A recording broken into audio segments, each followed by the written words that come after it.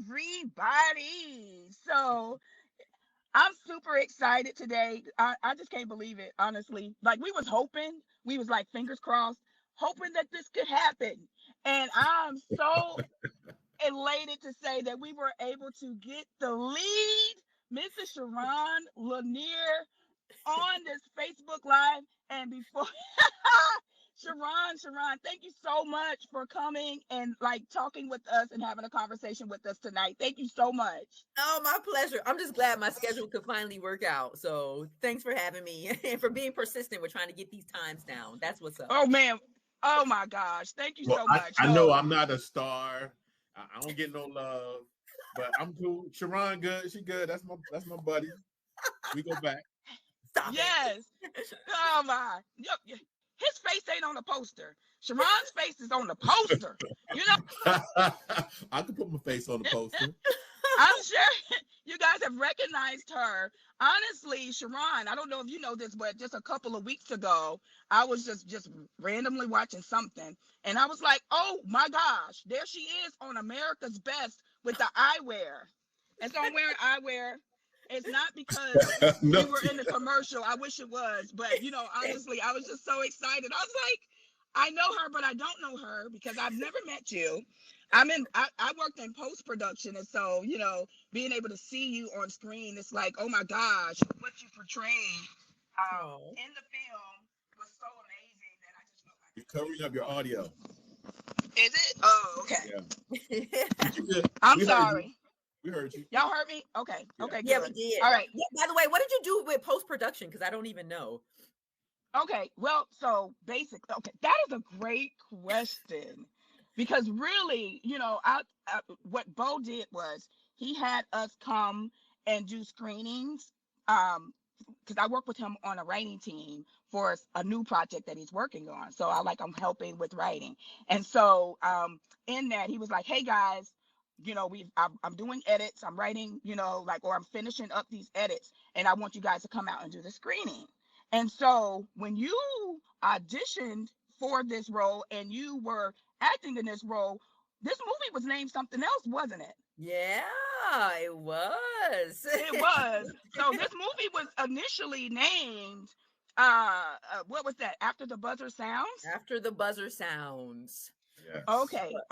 And Bing. so and so if it's okay for me to share this, so while doing the screenings and he had us watching this movie, I'm like, a part of the team, and we're just like, Bo, I gotta tell you, as much as I know that you've had that name before, to me, the main character and this mother's love and what she is, going through. And, I feel like this film is more about this mom than it is about the story of him playing basketball. And I said that honestly, I was like, we don't know what you're going to name it. I was like, but if we can maybe consider this name being something different. And so then he came up, we all kind of like chimed in with some different ideas, but at the end of the day, Bo, he what he say, he writes checks. And so he had the final say on that. But we ended up he See what you did naming it. there. He ended up, yeah, with finally, like it was finalized that it would be A Mother's Hope. And I feel like the name is so befitting of what this film is about. Gotcha. Yeah. So okay, I'm just gonna jump in here.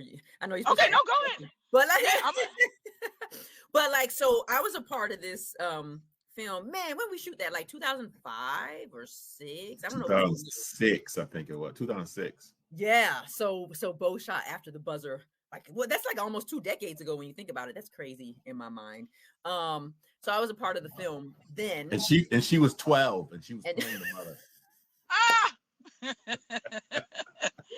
course she wasn't Wow. 12, bro. it's crazy. It's crazy because I was like, I guess I was like, I don't know. I was in my 20s, 24, something like that. I don't know. But like, and I played the same exact role that I play now. So my daughter was maybe 4 years younger than I was, but I was her mom, and she was like my teenage kid. Yeah. That is hilarious. And all that was crazy.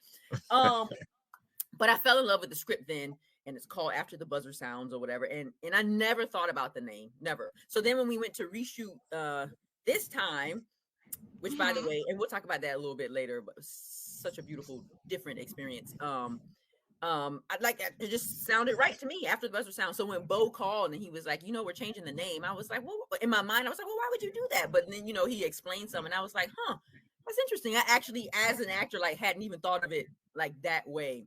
So I just think that's pretty cool to, yeah. Awesome. So I didn't realize that you were a part of that original film. And so for some of those who are just joining in, and who don't know that, so this was Bo's second time shooting this actual script. And so that brings me to another question. So what initially drew you to that script and being able to say, you know what, I think I like this role. I want to be a part of this project. Yeah, so back then I was pretty new to like the professional world. Like I studied theater, and I had done more stage work at that time, but I was wanting to do more TV film.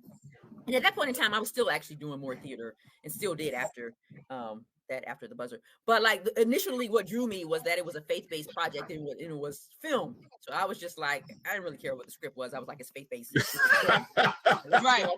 Right. So, so then after getting the role and exploring more, like I just loved how God is like always talking to us. He's always speaking to us. But the question is, do we hear him? Do we recognize him? Do we see him? So I just thought that the film was like so powerful in putting out that particular message. Yeah. So I just jumped in and yeah. So that's that. So obviously I had no kids at the time.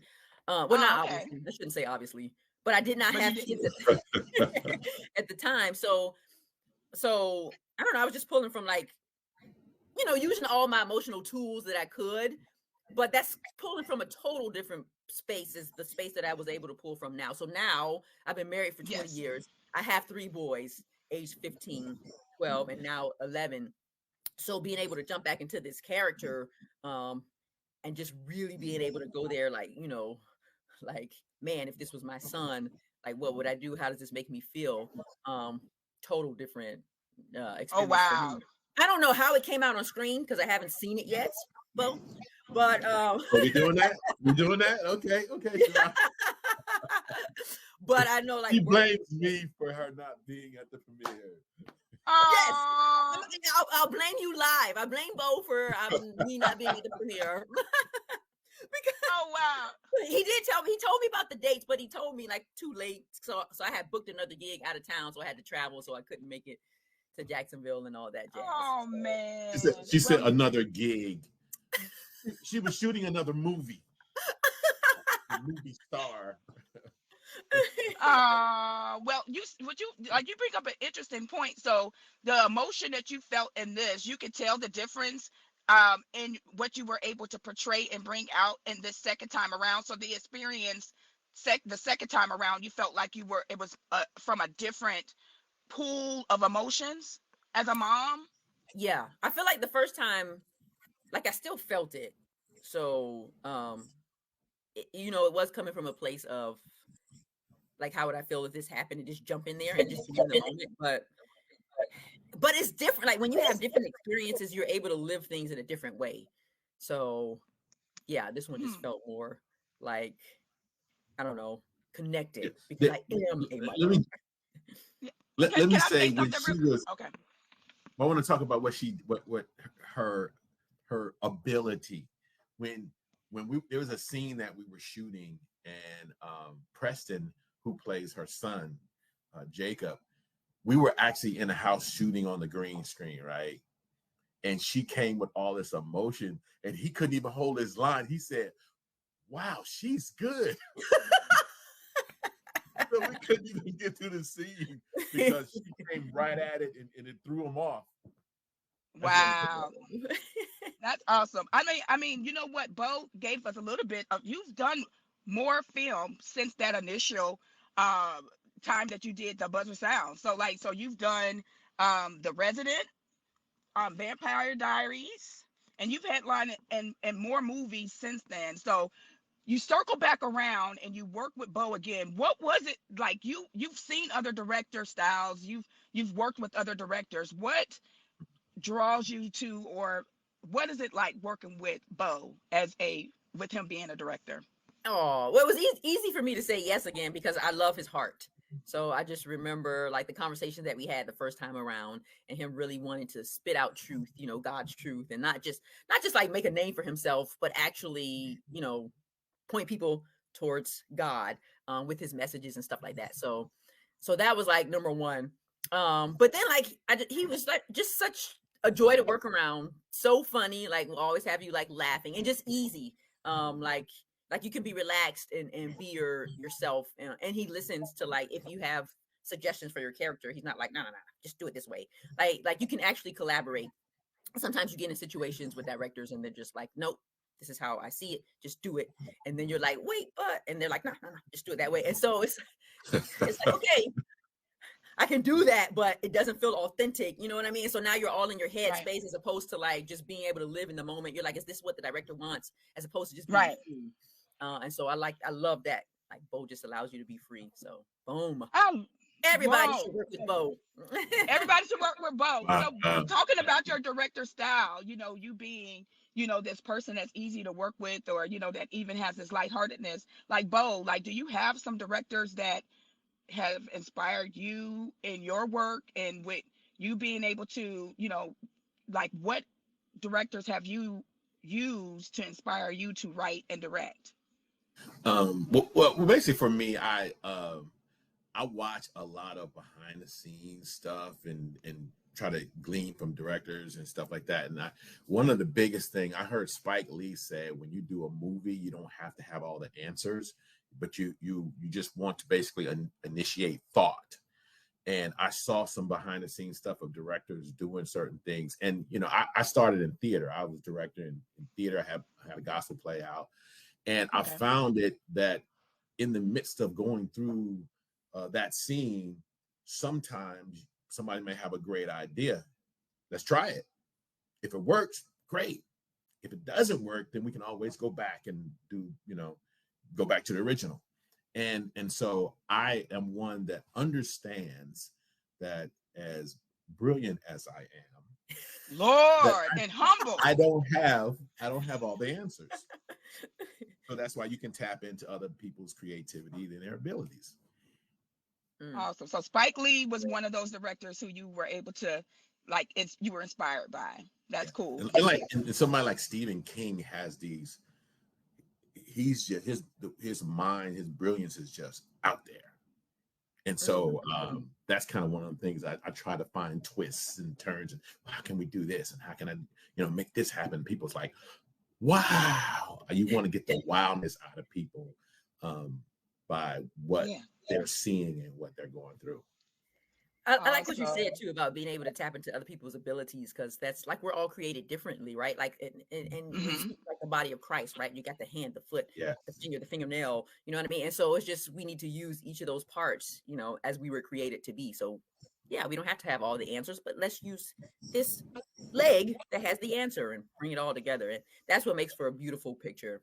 Beautiful picture. Yes. And I mean, I think that we use those skill sets in life, just in general, being able to just pull from everybody, because when we do that, they say teamwork makes the dream work, right? And so, So Sharonne, before we go, right now we were able to get some of your time, and we're just so grateful for that.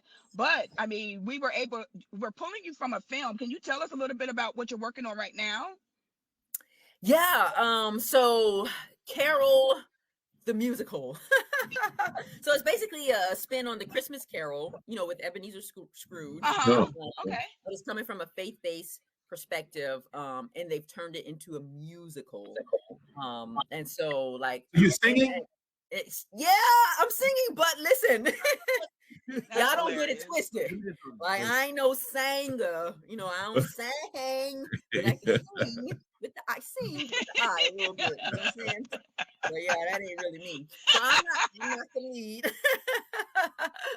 But my character, like, and the song that I do is pretty like it's more like a rock style. So not like I had to be that skilled, but basically, but it's fun though. But you have like the Christmas past, Christmas present, Christmas future, and so I play Christmas future, so more of the mysterious, mystic one is my character. It's pretty fun. A whole lot of makeup, a whole lot of hair. Yeah, so that's so when can we see it? I mean, is it coming out next year? It is going to release for this Christmas season. So they're hoping for I don't know what's going to happen, but they're hoping for theatrical nationwide release in November. Cool. But I don't know like what's going to actually happen. But it'll definitely be available for this Christmas season. But on what platforms I can't say for sure. Oh wow. Well, we're gonna be looking for it. I'm just super excited. Oh man, starstruck is like an understatement. Yeah, it's an understatement. I'm like, I got to talk to her. All right. And so all right. Well, Miss Sharonne, thank you so much for your time. Okay, go ahead. Can we quickly talk about tomorrow? We have a showing absolutely. at the movie theaters tomorrow and Sunday, and I checked the ticket sales, and ticket sales are going really, really great. And we know that Jacksonville is a walk-up town, so my concern, as we kind of talked about before, is it's selling out, and then you're forced to go Sunday. But here's what's crazy: there's more ticket sales for Sunday than Saturday. I think people are getting together, going after church, and a couple of churches has bought some blocks, and I'm like, okay, so what do we do? Can we get another theater? So we're still trying to work on finding what's available. Maybe we can do a rollover. So that's so Saturday. You guys still have time. You still got time, and so you got showings on tomorrow. Get your ticket now. Yes. Yep. And they're on Eventbrite. And Bo, what's your website address? BoFilmworks.com, and you can go there and it will take you. You can choose your show. You can also see behind the scenes footage. You can also see the trailer and pictures that make up what we did. So hold on a second. I gotta. Stop. Oh yeah, busy man. Yeah. And just so everybody knows, so it's in Jacksonville right now at one theater, but you may have to get another theater. Correct? Am I understanding that correct? Yeah. Or correctly? Well, yes. Well, but in the meantime, we're also working on what is next, and so we want you to get out there now because we don't know when we'll be going. To a platform where you guys can all see it. But so like let's get in while you can. Okay. And so thank you so much again, Sharonne. Thank you, Bo. Again, A Mother's Hope is showing this Saturday and Sunday at Regency AMC. And so you guys have the opportunity to still see the movie. We thank you. Love you guys. Take care. Yes. Thank you guys. Bye.